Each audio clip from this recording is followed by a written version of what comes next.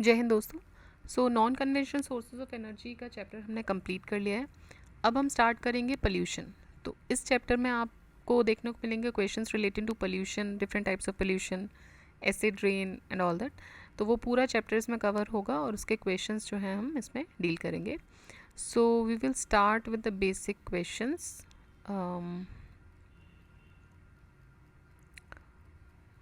All right, okay, so here are the basic questions we'll start with.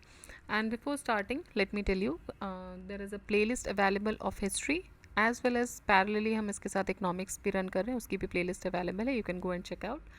साथ ही साथ आपका support मुझे ऐसा लग रहा है कुछ कम मिल रहा है, सो प्लीज़ शेयर कीजिए वीडियो को। जो लोग भी एग्ज़ाम दे रहे हैं, आपके फ्रेंड्स हैं जो भी, आप please share the videos, please subscribe the videos also, okay.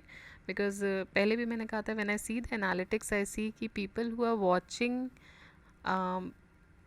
But सब उसमें से अनसब्सक्राइब पीपल ज़्यादा देख रहे हैं। So kindly subscribe, that is a support system for me. Support as in I will get some kind of initially कि there are people who watches, तो फिर क्या होता है ना, you get involved more, फिर आपको और बहुत सारी चीज़ें करने का मन करता है. सो प्लीज़ सब्सक्राइब कीजिए, लाइक कीजिए, आप वीडियोस देखते हैं please like the channel, okay, and share कीजिए जितना पॉसिबल हो सके. So okay, let's start. Human made pollutants are called. बहुत बेसिक क्वेश्चन है, बहुत ही. ये एक्चुअली इंग्लिश अगर आपका ठीक है तो वैसे ही क्लियर हो जाना है, ठीक है. तो ये बहुत ही एक इंग्लिश लेवल क्वेश्चन इसको मान सकते हैं, इकोलॉजी लेवल नहीं. सो ह्यूमन मेड पोल्यूटेंट्स को हम बोलते हैं एंथ्रोपोजेनिक पोल्यूटेंट्स. देखिए, एंथ्रोपोलॉजी एक ऑप्शनल सब्जेक्ट होता है यूपीएससी में, तो उसमें आपको उसी से पता चल जाएगा कि जो ह्यूमन मेड पोल्यूटेंट्स हैं उनको हम एंथ्रोपोजेनिक बोलते हैं. So pollution occurs as a result of unexpected changes in physical, chemical and biological characteristics of soil, water and air. It occurs due to the disproportionate accumulation of pollutants. Pollution caused by humans is known as anthropogenic pollution. Anthropogenic pollution gives rise to non-biodegradable pollutants which do not get decomposed by organic decomposers or are decomposed very slowly. तो या तो वो decompose नहीं होते हैं, non biodegradable, जो biodegradable pollutants होते हैं, आई एम सो सॉरी, जो कि डिकम्पोज नहीं होते हैं ऑर्गेनिक डिकम्पोजर्स के द्वारा, या फिर बहुत ही स्लो रेट पे डिकम्पोज होते हैं. देयरफॉर बहुत मुश्किल हो जाता है to rein in non-biodegradable pollutants caused by anthropogenic pollutions. For example the plastic bags which we use regularly, थैली जिसको बोलते हैं, प्लास्टिक की थैली, ठीक है. तो जो नॉन बायोडिग्रेडेबल प्लास्टिक से बनी होती हैं, जो जनरली आप सामान लेने के लिए, सब्ज़ी वगैरह लेने के लिए जो यूज़ होती हैं, वो नॉन बायोडिग्रेडेबल से होती हैं. आजकल हालांकि बायोडिग्रेडेबल प्लास्टिक्स भी यूज़ कर रहे हैं, उनका रेट ऑफ डिकम्पोजिशन थोड़ा कम होता है, but yes they get decompose over a time. But ये जो हम पॉलीथिन्स यूज़ करते हैं, जो थैली यूज़ करते हैं, उसका डिकम्पोज आप उस सालों दर साल उसको पाएंगे. जैसे कि आपने अगर करंट अफेयर्स कंटिन्यूसली आप फॉलो कर रहे हैं अगर आप कुछ सालों से प्रिपरेशन में, तो आपको पता हो कि पैसिफिक में एक पूरा गायर मिला है. गायर मतलब पैच अ रीजन जहाँ पे ये पूरा प्लास्टिक इकट्ठी हो गई है, ठीक है. तो इस तरह ये प्लास्टिक जो है वो हर जगह जा रही है, फूड चेन में भी जा रही है. कैटल्स जो फूड हम बाहर डाल देते हैं तो ध्यान नहीं देते हैं, तो अब थैली के अंदर ही रख के आपने डाल दिया, तो वो खाने के साथ थैली को भी कंज्यूम कर रही है, उस पॉलीथीन को भी कंज्यूम कर रहा है, तो उनकी डेथ हो रही है, चोकिंग हो रही है. तो ये बहुत ही ज़्यादा ख़तरनाक स्थिति है जो पॉलीथीन्स का इस्तेमाल हो रहा है, और बहुत ही विगरस रेट पे हो रहा है. For example I will say कि if you are buying a dhania and they will give you क्या, आपकी ही डिमांड है, एक तरीके से डिमांड सप्लाई का खेल होता है. Because once I was asking to a vendor कि आप क्यों दे रहे हो, इट इज़ बैंड, आप मत दो, हम लोग तो लेके आते हैं थैला. बोले मैम नहीं लेके आ रहे हो तो लोग दूसरे ठेले से जाके सब्ज़ी खरीद लेते हैं, उनको थैली चाहिए. तो हमारे लिए फिर मतलब लॉस है भाई, उनका अपनी जगह कहना, उनका वो सब्ज़ी को देखेंगे कि अभी इतना लंबा रन की चीज़ें सोचेंगे, क्योंकि उनके लिए तो वो डेली का कंज्यूमिंग आइटम है. सो बेसिकली ये जो एंथ्रोपोजेनिक पोल्यूशन है ये ज़्यादा जो है ख़तरनाक है. So and the main component is the plastic, ठीक है. Main component I would say. आजकल आप प्लास्टिक के स्ट्रॉज हैं, प्लास्टिक बाहर इतना कंज्यूम हो रहा है, जूसेस पी रहे हैं, द प्लास्टिक ग्लासेस यूज़ हो रहे हैं, everything everywhere you see there is a plastic. Okay, so इसका कंजम्पशन को जो है कम करना पड़ेगा, अदरवाइज एंथ्रोपोजेनिक पोल्यूशन जो है वो एंथ्रो के लिए ही कहीं ना कहीं प्रॉब्लम क्रिएट कर देगा। So let's begin with the second question, the environment modified by human activities, इसको क्या बोलते हैं? एंथ्रोपोजेनिक एनवायरनमेंट बोलते हैं। ह्यूमन जहाँ पे आ जाए, एंथ्रो वर्ड आ रहा है तो आप उसको लगा दीजिए, ठीक है। बायोडिग्रेडेबल पोल्यूटेंट इज़, इनमें से बायोडिग्रेडेबल पोल्यूटेंट कौन सा है? देखिए अभी हमने लास्ट ही चैप्टर में पढ़ा था, सीवेज डिकम्पोज हो रहा है, बैक्टीरियाज का फेवरेट फूड है सीवेज, ठीक है। तो जो सीवेज है वो बायोडिग्रेडेबल पोल्यूटेंट है। एस्बेस्टस, मर्करी, प्लास्टिक ये बायोडिग्रेडेबल नहीं है। Pollutants which can be broken down into simpler harmless substances in nature in due course of time by the action of microorganisms like certain bacterias, they are called as biodegradable pollutants. Domestic waste, that is the garbage, urine, fecal matter, sewage, cattle dung, animal bones etc., ये biodegradable pollutants में आते हैं। Consumption of coal, petrol and diesel etcetera, ये basic source है किसका? Consumption of coal, sorry, combustion of coal, petrol and diesel is the basic source of, तो ये basic source है एयर पोल्यूशन का, ठीक है, क्योंकि इससे ऑक्साइड्स रिलीज होंगे कार्बन और नाइट्रोजन के, जो कि मेन फैक्टर होते हैं एयर पोल्यूशन के। Which of the following energy sources produces no atmospheric pollution, कोई भी एटमॉस्फेरिक पोल्यूशन नहीं होता है जिससे, तो ये है solar energy. Which of the following is a biodegradable pollutant? Sewage, we have just discussed. Those plastic, polythene, इसके ऊपर तो पूरा भाषण आपको अभी ऊपर मिल ही गया। सो ये तो नहीं है। सीवेज अभी हमने डिस्कस किया, एंड एस्बेस्टस भी बायोडिग्रेडेबल नहीं है। So those pollutants which can be broken down into simpler harmless substance, उनको हम बायोडिग्रेडेबल पोल्यूटेंट्स बोलते हैं। डोमेस्टिक वेस्ट, गार्बेज, यूरिन, ये सब डिस्कस हमने कर लिया है। Which of the following is produce during the formation of photochemical smog, photochemical smog के टाइम पे क्या प्रोड्यूस होता है? इनमें से होता है नाइट्रस ऑक्साइड। देखिए फोटोकेमिकल स्मॉग क्या है? It is a mixture of pollutants that are formed when nitrogen oxides and volatile organic compounds ये रिएक्ट करते हैं। जब नाइट्रस ऑक्साइड और वॉलेटाइल ऑर्गेनिक कंपाउंड्स रिएक्ट करते हैं, इससे फोटोकेमिकल स्मॉग फॉर्म होता है, ठीक है, in the presence of sunlight. तो ये एक ब्राउन हेज बना देते हैं सिटी के ऊपर। It tends to occur more often in summer because that is when we have the most sunlight. Photochemical smog is formed by the oxides of nitrogen and ozone. The common components of photochemical smog are ozone, nitric acid, acrolein, formaldehyde and peroxyacetyl nitrate, PAN. Alright, next देखते हैं। photochemical smog is a resultant of the reaction among, किस किस के बीच में होता है? Just अभी हमने पढ़ा nitrous oxide, nitrogen oxides of nitrogen, ozone, peroxyacetyl nitrate. Smog is essentially caused by atmospheric presence of, smog किसकी atmospheric presence से बनता है? essentially, तो essential दो चीज़ें होनी चाहिए यहाँ पर, oxides of nitrogen and sulfur. So smog is a type of intense air pollution. The word smog is a contraction of the word two words and smoke and fog, इनको मिला के smog बना है। To prefer the smoky fog, it is a kind of visible air pollution, ये आपको दिखता है naturally. अभी जैसे दिवाली आ रही है, ठीक है, you can see that fog easily, खासकर अभी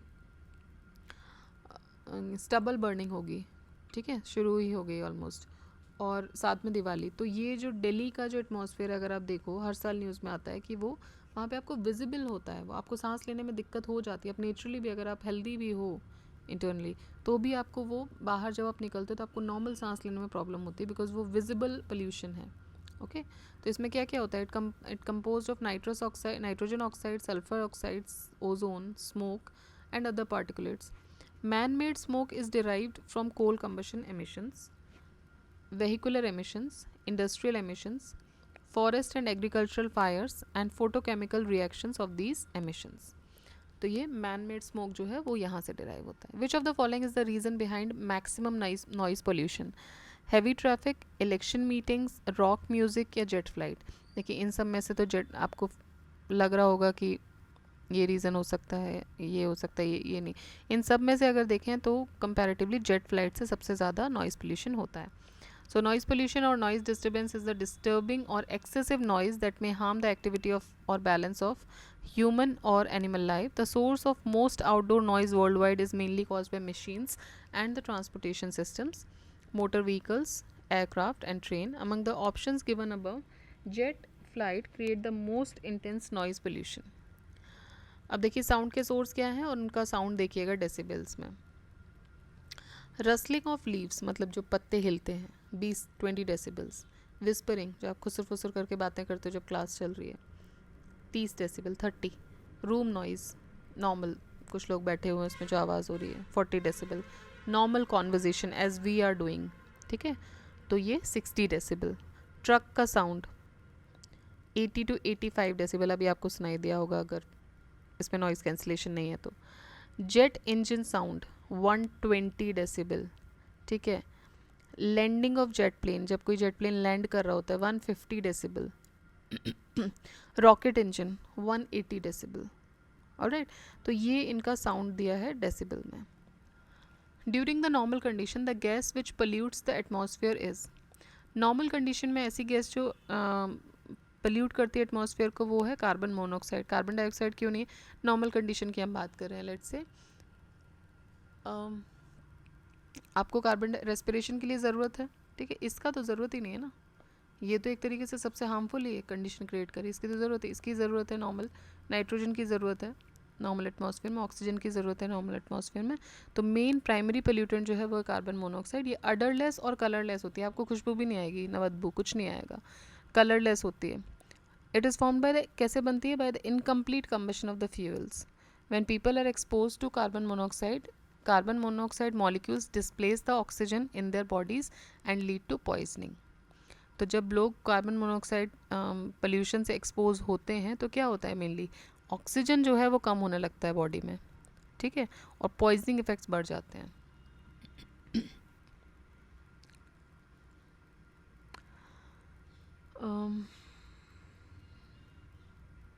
नेक्स्ट देखिए, which one of the following is not a secondary pollutant. इनमें से सेकेंडरी पोल्यूटेंट कौन सा नहीं है?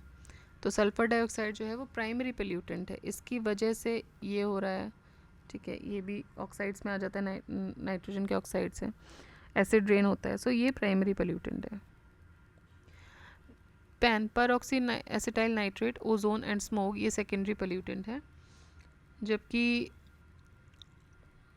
these are formed after the reaction of primary pollutants with the atmosphere, while the oxides of sulfur, mainly sulfur dioxide, oxide of nitrogen, carbon monoxide, ये सब primary pollutants हैं क्योंकि ये डायरेक्टली स्प्रेड होते हैं एयर में and they pollute the atmosphere. इनमें से सेकेंडरी पोल्यूटेंट कौन सा है?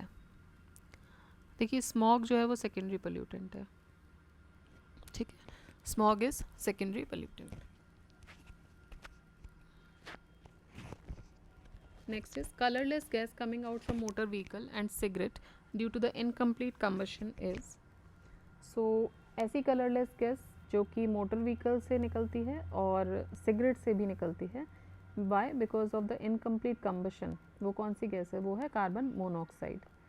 ऑलराइट, तो इसीलिए पोल्यूशन चेक गाड़ियों का टाइम से करवाना चाहिए एंड ऑब्वियसली सिगरेट नहीं पीनी चाहिए जो भी पीते हैं. सो ये क्या है? ये आपको तो हार्म कर ही रहा है सिगरेट, बट आपके आसपास जितने लोग खड़े हैं जो पैसिव स्मोकिंग है, पैसिव स्मोकर्स को एक तरीके से पैसिव स्मोकर्स ही बोले जाते हैं. जो पी रहा है वो एक्टिव स्मोकर हो गया, बट जो वो रिलीज़ कर रहा है वो किसके पास जा रहा है? वो तो सभी के फेफड़ों में जा रहा है, तो वो पैसिव स्मोकिंग बोली जाती है, ठीक है. सो कलरलेस गैस जो कि मोटर व्हीकल और सिगरेट से निकलती है due to the incomplete combustion, ये कार्बन मोनोऑक्साइड है. It is harmful when breathe because it displaces the oxygen in the blood, और इवन आपकी डेथ भी हो सकती है because of this carbon monoxide, because वो किससे लॉक कर जाता है? हीमोग्लोबिन से, और ऑक्सीजन का जो ट्रांसपोर्ट है बॉडी में उसको वो ब्लॉक कर देता है. Next, which of the following air pollutants can affect the blood stream leading to death, तो ये है carbon monoxide. Pollutant emission gas in vehicle exhaust is mainly carbon monoxide. Combustion of petrol in automobiles pollutes the air by producing the following metal. कौन सा metal release करता है? Combustion of petrol in automobile pollutes the air by producing lead. ठीक है, तो combustion जो है petrol का in automobile pollutes the air by producing lead which causes long term harm in adults including increased risk of high blood pressure and kidney damage. तो जो combustion होता है पेट्रोल का ऑटोमोबाइल्स में, वो क्या करता है? वो एयर को पोल्यूट कर रहा है। कैसे? लेड प्रोड्यूस करता है वो, और वो जो लेड होती है वो लॉन्ग टर्म में इंडिविजुअल को हार्म कर सकती है, जैसे कि आपका ब्लड प्रेशर इंक्रीज़ हो सकता है कंपैरेटिव। इसीलिए आजकल जो नए केसेस आ रहे हैं जल्दी, recently I think yesterday only I was reading the newspaper, I read a news, 12 साल का बच्चा, he was playing cricket and उसकी हार्ट अटैक से मौत हो जाती है, and this is very shocking. A healthy child who is playing, उसको कोई ailment नहीं है, और उस बच्चे को उस उम्र पे हार्ट अटैक आया and suddenly he died. So can imagine ये चीज़ें आज हो रही हैं। Why? Because of the way we live, the food we eat and the environment which is also our responsibility, और हम उसको ख़राब कर रहे हैं। ठीक है, तो जो सडन डेथ्स हो रही हैं अभी, वो भी कहीं ना कहीं एक विशियस ट्रैप है। सो बेसिकली ये लॉन्ग रन में आपका ब्लड प्रेशर इंक्रीज़ कर सकता है, आपकी किडनी डैमेज हो सकती हैं, ये सारे इश्यूज आ सकते हैं। Which of the following air pollutants get dissolved in the hemoglobin of the blood more rapidly than the oxygen? तो ये है कार्बन मोनोऑक्साइड, ये ऑक्सीजन से ज़्यादा जल्दी डिजॉल्व करता है। Molecular weight of carbon monoxide वो सिमिलर होता है एयर के, और ये फ्रीली मिक्स करता है with the air in any proportion. Carbon monoxide detectable भी नहीं होता ह्यूमन के द्वारा, क्योंकि ना तो उसमें खुशबू आती है, ना ही उसका कोई टेस्ट होता है, ना ही उसका कोई कलर होता है। ह्यूमन बॉडी में वो रिएक्ट करता है हीमोग्लोबिन के साथ और कार्बोक्सी हीमोग्लोबिन फॉर्म करता है, और जो कि पॉइजन की तरह काम करता है ह्यूमन बॉडी के लिए। Which of the following air pollutants is the most dangerous? ये है carbon monoxide. The non biotic pollutant in underground water is? Non biotic pollutant कौन सा है इनमें से? Bacteria is biotic, algae is biotic, virus is biotic, arsenic. Arsenic is non-biotic pollutant of underground water. The introduction of arsenic into drinking water, it can occur as a result of its natural geological presence in the local bedrock. तो किस लिए हो रहा है? क्योंकि already ये जो arsenic है ये नेचुरली जो लोकल जो बेड रॉक है वहाँ पे ये इकट्ठा है और वहाँ से ये रिलीज़ हो रहा है। Presence of arsenic in ground water relatively आपको हाई दिखेगा in the areas adjoining the banks of Ganga. तो गंगा नदी के किनारे के आसपास के एरियाज़ में बहुत ज़्यादा है, बंगाल में बहुत ज़्यादा है। Pesticides and insecticides also add to its presence in the ecosystem. According to WHO, the amount of arsenic should be 0.01 milligram per litre. Water pollution of river is measured by? Water pollution of river is measured by, कैसे आप water pollution को measure करते हो? Amount of chlorine dissolved in water, amount of ozone, amount of nitrogen और amount of oxygen. देखिए, amount of oxygen जो है water में, उसके माध्यम से हम पता करते हैं कि कितना वाटर पोल्यूशन है। मतलब कि वाटर पोल्यूशन जो है उस जो टेस्ट होता है ऑफ डिजॉल्व्ड ऑक्सीजन, ये मेजर करता है कि कितना अमाउंट ऑक्सीजन का उस डिजॉल्व्ड है उस वाटर में। ऑक्सीजन ज़रूरी होता है प्लांट्स एनिमल्स दोनों के लिए, लेकिन high levels in water can be harmful to fishes. अगर ऑक्सीजन का लेवल बहुत ज़्यादा हाई हो जा रहा है पानी में तो वो भी हार्मफुल हो सकता है फिशेज़ के लिए या दूसरे एक्वेटिक ऑर्गेनिजम्स के लिए। Non point source pollution can decrease the amount of dissolved oxygen. और जो नॉन पॉइंट सोर्स पोल्यूशन होते हैं, जैसे हम सीवेज डाल दिया हमने पानी में या कुछ भी गंदगी छोड़ दी, वो होते हैं नॉन पॉइंट सोर्स पोल्यूशन, उनसे डिक्रीज़ हो जाता है, जो भी हार्मफुल हो सकता है। तो एक्सेस भी और बहुत ज़्यादा कम है तो वो भी।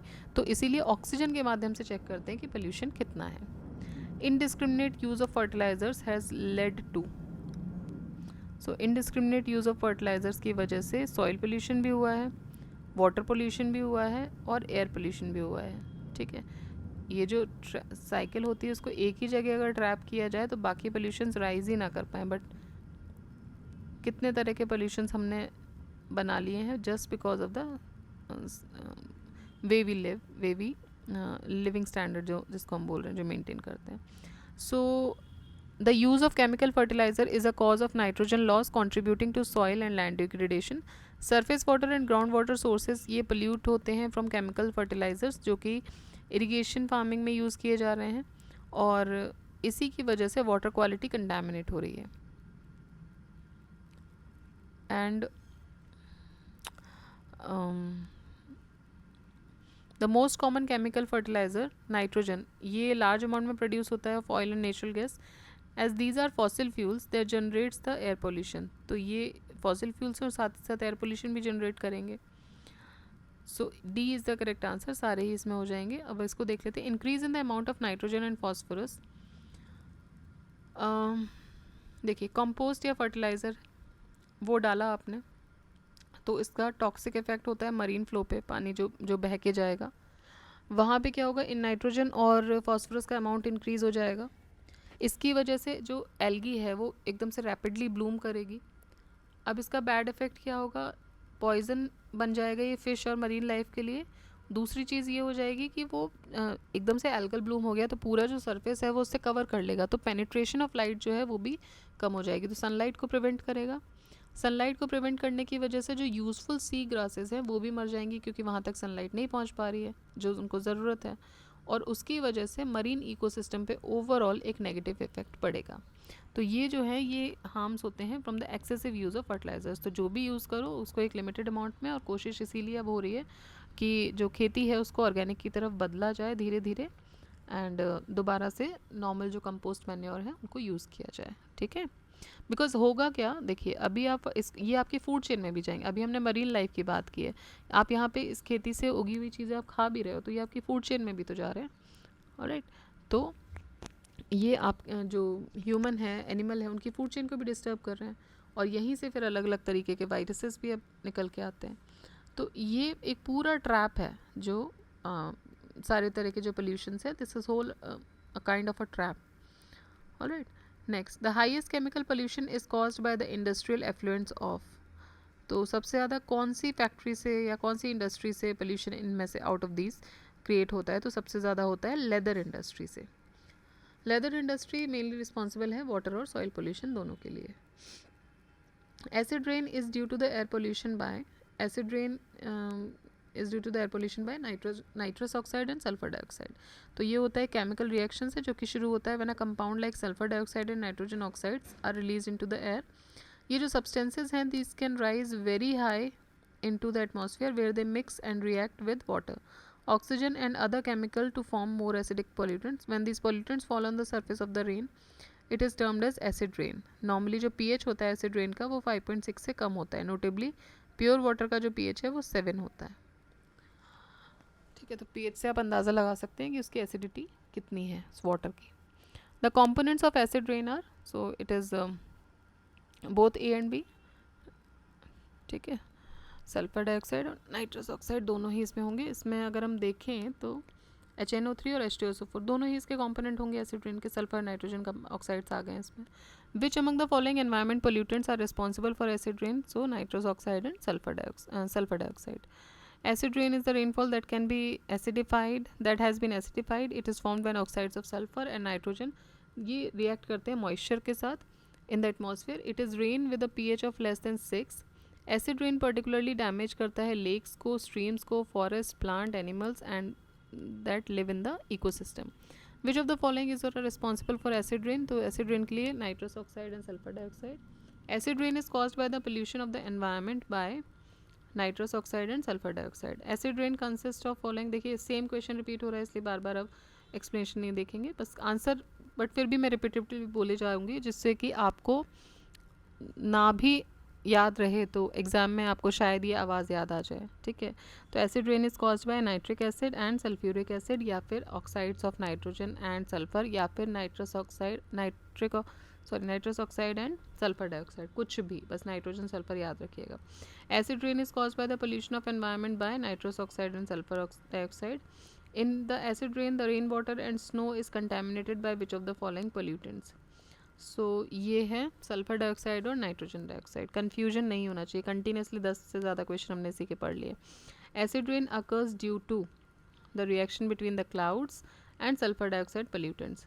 So ये किससे होता है? By the reaction of the clouds, water and sulfur dioxide. इसका pH जो होता है, acid rain pH value of soil, it also impacts microorganism as their growth is dependent on pH value. Acid rain also increases the corrosion rate of metals, in particular iron, steel, copper and bronze. These enter the drinking water and soil and thus affect the nervous system. Which of the following when dissolved in rainwater turns rainwater acidic? तो इनमें से कौन सा है जो जब rain water में dissolve किया जाता है तो रेन वाटर एसिडिक हो जाता है? तो ये है oxide of sulphur. Acid rain is caused by industries burning coal, petrol, wood, सबसे ज़्यादा इंडस्ट्री. मेजर सोर्सेज अगर हम देखें सल्फर डाइऑक्साइड, देखिए while a small portion of sulphur dioxide nitrogen oxide that causes the acid rain is a form of natural resources, जैसे कि वल्केनोस से निकल रहा है, बट ज़्यादातर जो आता है वो फॉसिल फ्यूल के जलने से आता है. Major sources of sulphuric acid major source of sulfur dioxide and nitrogen oxide in the atmosphere are burning of fossil fuel, vehicles and heavy equipments, manufacturing, oil refineries and other industries. Which of the following gases is responsible for causing acid rain in the atmosphere? तो ये है sulphur dioxide. Alright, sulphur dioxide जो है वो acid rain के लिए responsible होता है. Which of the following is an air pollutant gas and is released by burning fossil fuel? Again sulphur dioxide. Which of the following is not related to air pollution? Smog, acid rain, eutrophication, asbestosis. तो eutrophication नहीं है, वो पानी में होता है. ये water pollution का एक पार्ट है. It occurs when excessive fertilizer जो है वो पानी के थ्रू लेक्स या रिवर्स में आ जाते हैं. तो यूट्रोफिकेशन क्या करता है? वाटर की क्वालिटी को डिग्रेड करता है, साथ ही साथ ऑक्सीजन को भी रिड्यूस करता है. एस्बेस्टस एक डिसीज़ है जो कि होती है by the presence of asbestosis is a disease which is caused by asbestos in the air for long time. Rest all are related to air pollution.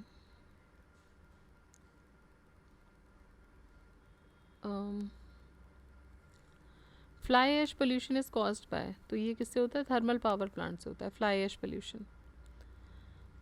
ये बाय प्रोडक्ट होता है जो कि जनरेट किया जाता है as the coal is burned and thermal power plant at the thermal power plants. Low grade coal जो कि थर्मल पावर जनरेशंस में यूज़ होता है, इसमें 30 से 45% तक ऐश कंटेंट होता है. तो अगर आप लो ग्रेड कोल यूज़ कर रहे हो तो उसमें 30 से 45% तक तो ऐश कंटेंट ही रहेगा. हाई ग्रेड इम्पोर्टेड कोल जो है इसमें ऐश कंटेंट कम होता है, 10 से 15%. लेकिन ज़्यादातर थर्मल प्लांट्स में इंडिया में लो ग्रेड कोल ही यूज़ करते हैं, जिससे कि 45% तक ऐश कंटेंट निकलता है, और जिसको एक लार्ज एरिया चाहिए सच एज लैंडफिल और ponds for disposal. Green muffler is related to, अब थोड़ा सा क्वेश्चन चेंज हुआ है, देखिए आगे दूसरा पोल्यूशन आ गया है, नॉइज़ पोल्यूशन. तो ग्रीन मफलर रिलेटेड है नॉइज़ पोल्यूशन. ग्रीन मफलर क्या होता है? मतलब कि प्लांट्स. तो बेसिकली ग्रीन मफलर एक कंट्रोल मेजर है नॉइज़ पोल्यूशन के लिए. कैसे? Bye planting the tree green plants. Normally 4 से 5 रोज़ जो है प्लांट्स की, उनको आप ग्रो कर दो नियर द नॉइजी प्लेसेस, जैसे कि road side, industrial areas etcetera, so they can obstruct the noise. Bhopal gas tragedy, leakage of methyl isocyanate accident happened on which date? So it happened on the midnight of basically 2 and 3 December. So we will take 3 December 1984. So Bhopal gas tragedy or disaster, it is also referred to as gas tragedy, was a leak incident in India and it is considered the world's worst industrial disaster. ये हुआ था 2 से 3 दिसंबर की रात को at the union carbide India limited pesticide plant in Bhopal, Madhya Pradesh. Over 5 lakh people were expose two methyl isocyanate gas. According to state government record, 3787 people died in this tragedy. Later, due to the disease caused by the gas, around 25,000 people were killed. Okay. The gas which leaked from Union Carbide factory Bhopal is methyl isocyanate. The gas which leaked from Bhopal gas tragedy, MIC. The compound associated with Bhopal gas tragedy, methyl isocyanate, MIC. Polythene bags cannot be destroyed because they are made of polymers. तो polymers मतलब chain form में बने होते हैं. Polythene is made up of molecules of carbon and hydrogen. It is a polymer of ethylene. It is non-biodegradable. This is the reason why polythene bags cannot be destroyed. ठीक है. Which of the following is not destroyed by bacteria? Which of the following is not destroyed by bacteria? So again plastic ही है जिसको नहीं कर सकता. बाकी cow dung, leaves, food ingredients ये तो हो सकते हैं.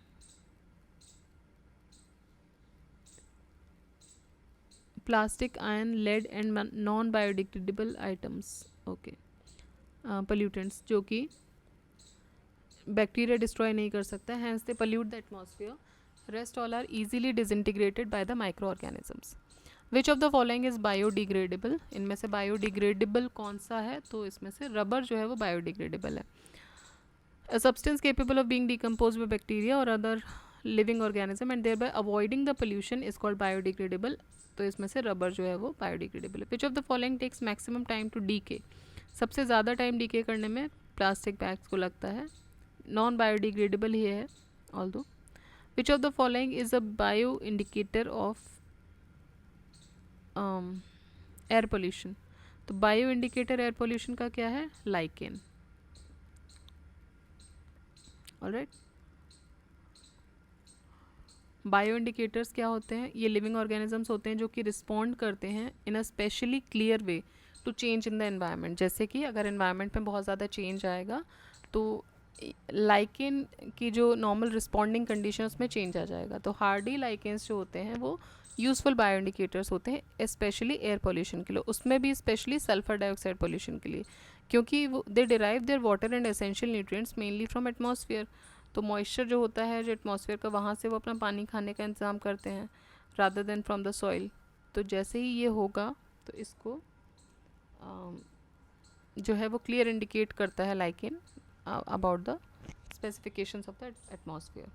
Which of the following is the well known example of bioindicator of air pollution? So again lichens. Which of the following is indicator of air pollution? lichen.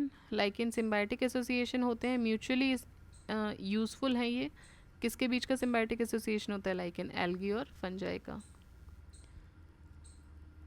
Algal component को फाइकोबायंट बोलते हैं और fungal component को mycobiont बोलते हैं. तो ये तो हो जाएगा फाइकोबायंट और ये हो जाएगा माइकोबायंट, क्योंकि फंजाई को आपने देखा, फंजाई को क्या बोलते हैं? माइको बोलते हैं. तो ये माइकोबायंट हो जाएगा, phycobiont. Which are autotrophic and heterotrophic respectively. तो जो फाइकोबायंट है वो ऑटोट्रॉफिक है और जो माइकोबायंट है वो हेटरोट्रॉफिक है. एल्गी फूड बनाता है फंजाई के लिए और फंजाई प्रोवाइड करता है उसको शेल्टर और एब्जॉर्ब करता है मिनरल न्यूट्रिएंट्स और water. So close is their association that if one saw a lichen in nature, one would never imagine कि ये दो different organism है इसके अंदर, है ना. एक तो algae है, एक fungi है.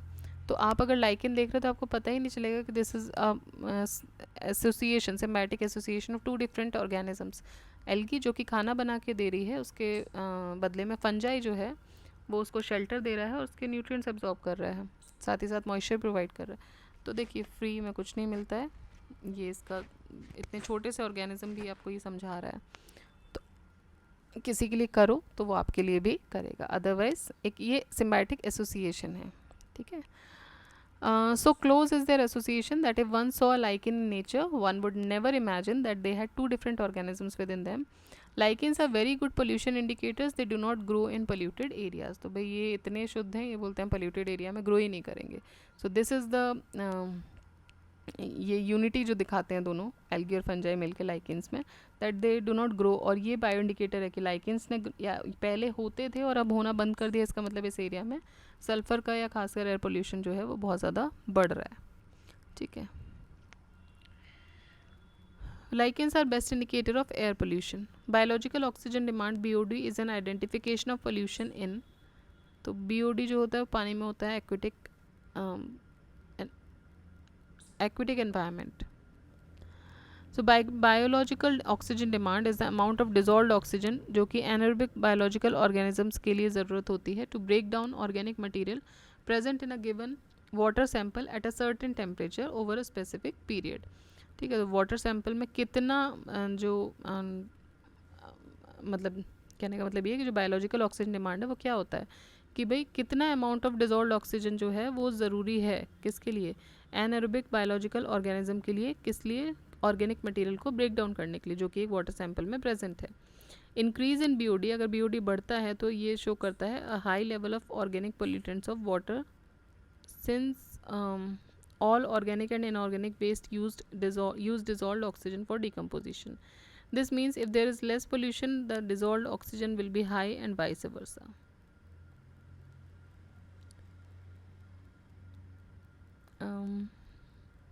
Thus, BOD works as an indicator of pollution in the aquatic environment. A water body having high BOD indicates that its water is, तो एक वाटर बॉडी जिसका बीओडी बहुत ज़्यादा है वो क्या इंडिकेट करता है, that its water is being contaminated by sewage. अगर लो बीओडी है मतलब कि वाटर की क्वालिटी अच्छी है। The water pollution in a river is determined by chlorine, nitrogen, ozone या ऑक्सीजन। तो वाटर पोल्यूशन जो रिवर में है वो भी ऑक्सीजन के द्वारा ही डिटरमाइन होती है। With reference to eutrophication which of the following statement is और आर करेक्ट। ये एक फिनोमिना है of nutrient rich it is a phenomena of nutrient enrichment of a water body. It depletes dissolved oxygen of the water. So this phenomena of nutrient enrichment of water body and it depletes the dissolved oxygen of water, दोनों ही सही हैं। तो eutrophication क्या होता है कि nutrient enrichment हो जाती है, और उस न्यूट्रिएंट एनरिचमेंट की वजह से क्या है कि ज़्यादा से ज़्यादा जो लिविंग ऑर्गेनिजम्स मतलब वो बढ़ेंगे उसमें, तो वो ज़्यादा से ज़्यादा ऑक्सीजन को इनहेल करेंगे, तो ऑक्सीजन की कमी हो जाएगी, dissolved oxygen. So it is excessive richness of nutrients in a lake or other body of water, frequently due to runoff from the land, which causes a dense growth of plant life. This indicates excessive growth of algae and this process depletes the dissolved oxygen of water. Eutrophication is the process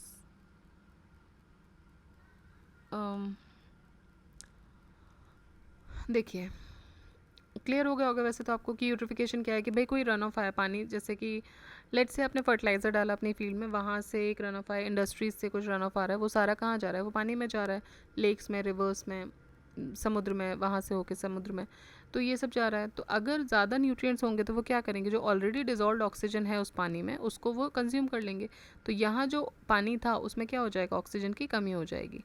and तो बाकी क्या होगा कि run of आ रहा है तो उसकी वजह से डेंस ग्रोथ भी हो जाएगी प्लांट लाइफ की, तो ये इंड्यूस करेगा एक्सेसिव ग्रोथ एल्गी का, और ये प्रोसेस जो है वो डिसॉल्व्ड ऑक्सीजन को कम करेगा। Eutrophication is often induced by the discharge of nitrate और फॉस्फेट कंटेनिंग डिटर्जेंट्स, फर्टिलाइजर्स और sewage into aquatic plants. BOD is maximum in Ganga river between, तो सबसे ज़्यादा कहाँ पर है, कानपुर से लेके इलाहाबाद के बीच में। As Kanpur discharge heavy amount of pollutants in Ganga, as a result of which BOD यहाँ पे हमेशा ज़्यादा रहता है। बायो रेमिडिएशन का मतलब क्या है, बायो रेमिडिएशन का मतलब है टॉक्सिक पोल्यूटेंट्स को एलिमिनेट करना from the environment by organisms. Bio मतलब एक तो रेमेडी ला रहे हैं और किसके माध्यम से, बायो मतलब कोई लिविंग ऑर्गेनिज्म के माध्यम से, elimination of toxic pollutant from the environment by organism. So it is a process of detoxification of environment through the use of small organisms. This technique can help overcome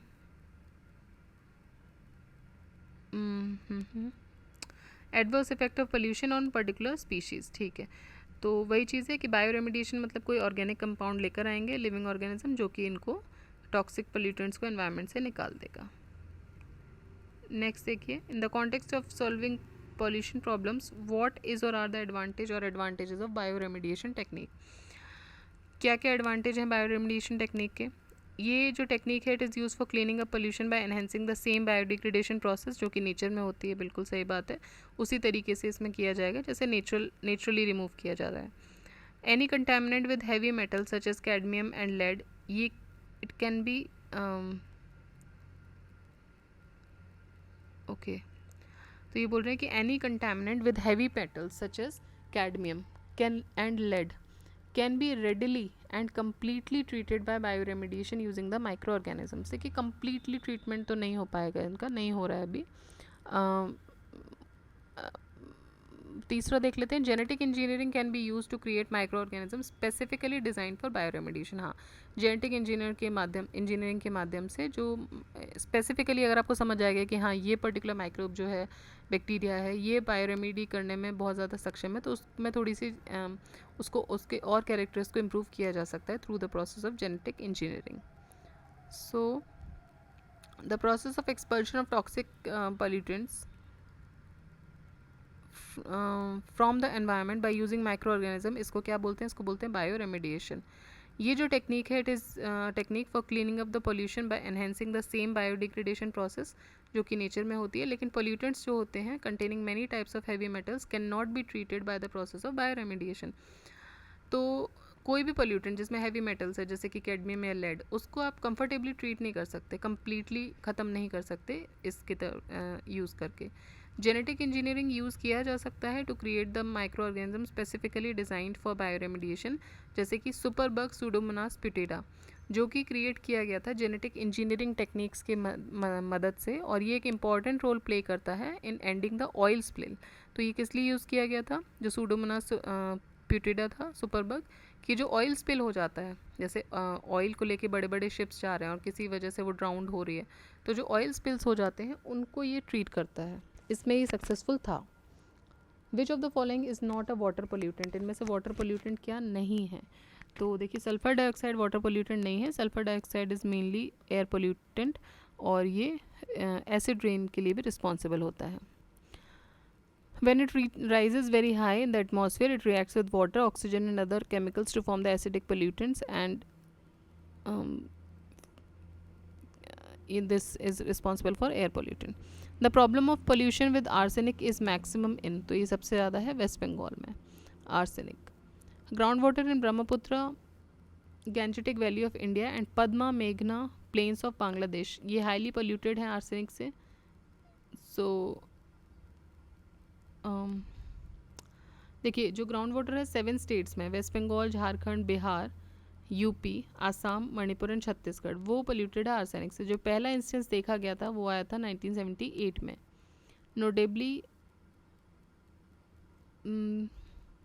the permissible range of arsenic in ground water ये 10 microgram पर litre है, but ये इससे बहुत ही ज़्यादा amount में पाई जाती है। ठीक है, तो ये हुए हमारे 60 क्वेश्चंस। अभी अराउंड 60 क्वेश्चंस या 50 क्वेश्चंस ही बच रहे हैं। ऑलराइट, तो वो हम डिस्कस कर लेंगे including the high level questions, तो वो हम डिस्कस कर लेंगे नेक्स्ट चैप्टर में। और अभी आज यहाँ पर 60 क्वेश्चंस पे इस वीडियो पे हम वाइंड अप करते हैं। नेक्स्ट वीडियो के साथ रेस्ट ऑफ द क्वेश्चंस लेकर आएंगे और फिर ये पोल्यूशन का चैप्टर भी हमारा कंप्लीट हो जाएगा। ऑलराइट, सो रिवाइज करते रहिए, पढ़ते रहिए। जय हिंद।